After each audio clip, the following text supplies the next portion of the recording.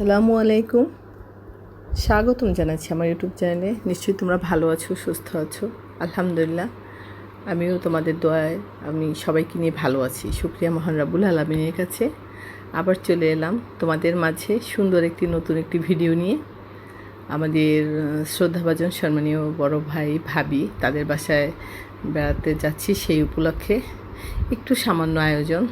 আমি কিছু কিনে নিলে একদম সবাই রেট করে কেন আমি কিনবো, সেজন্য একটু হাতে কিছু নিতে ভালো লাগে, আর হাতের বানানো জিনিসটা সবাই পছন্দও করে।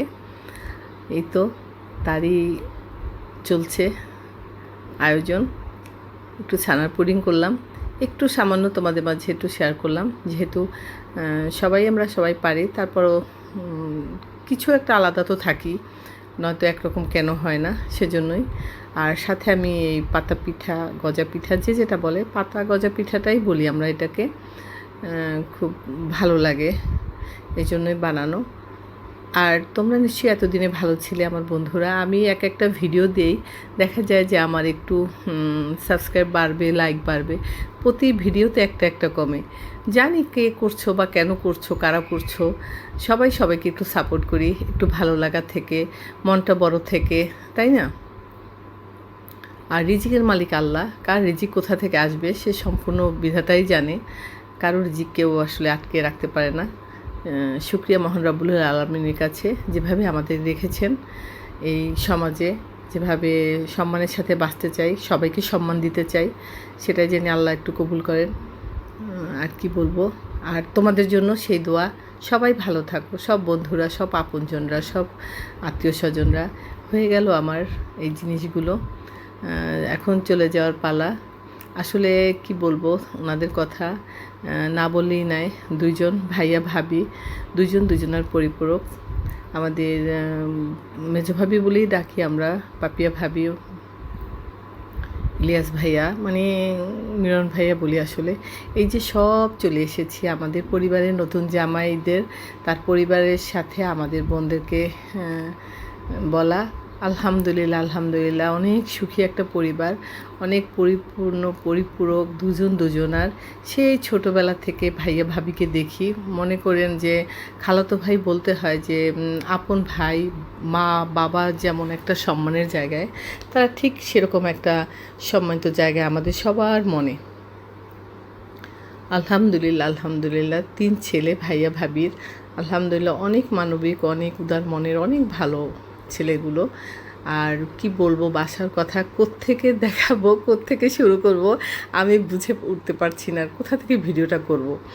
কোন ড্রয়িং রুম আসলে মেইন, কোনটা কতগুলা মানে বসার ঘর হতে পারে, আমি এগুলা না চোখে দেখলে ফিল করা যাবে না, আর এগুলা দেখাই বলেও শেষ করা যাবে না। অনেক বিশাল আয়োজন, বিশাল রুম, বিশাল ড্রেসিং রুম, ওয়াশরুম, মানে কি বলবো, একটা ফ্লোর 3000, 3টা ফ্লোর নিয়ে ভাইয়া ভাবি থাকেন। অনেক আত্মীয় স্বজনেরই টাকা পয়সা আছে আমাদের পরিবারের, শুকরিয়া আল্লাহর কাছে। সবাই ভালো পজিশনে, ওয়েল এস্টাবলিশড, সব পরিবারের আত্মীয় স্বজন আমাদের। এটা আসলে গর্ব করে বলা না, শুকরিয়া আল্লাহর কাছে, শুকরিয়া আদায় করে বলা।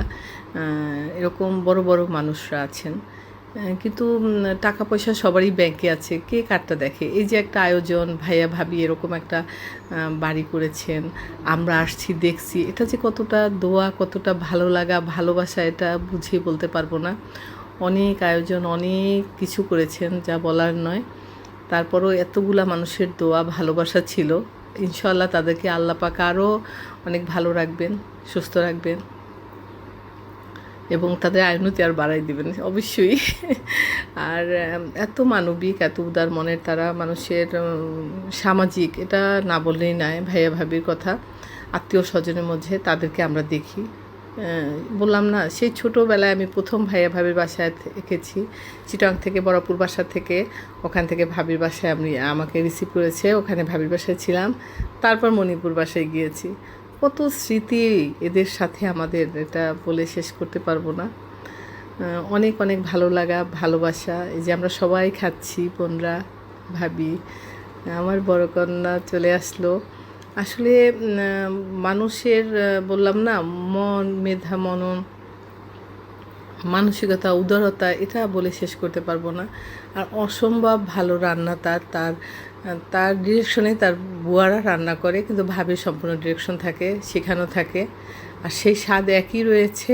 সেই ছোটোবেলা থেকে খাই ভাবির বাসায় বহুতবার। আমাদের তৌসিফ, মেজো বোনের ছেলে, আসলে ওরা এত এটা মেজো আপু, শাড়ি পরা, সবাই আমরা আড্ডা দিচ্ছি। আর এখানে যে কী হাসাহাসি, আমার ছোটো বোন লিজা, রীতা, ওরা মানে বিয়াইদেরকে এমনভাবে দুষ্টামির ছলে, মানে বলতে পারি না, খুব মজা হয়েছে। ভালো থাকবা তোমরা, সুন্দর থাকো, আল্লাহ হাফেজ।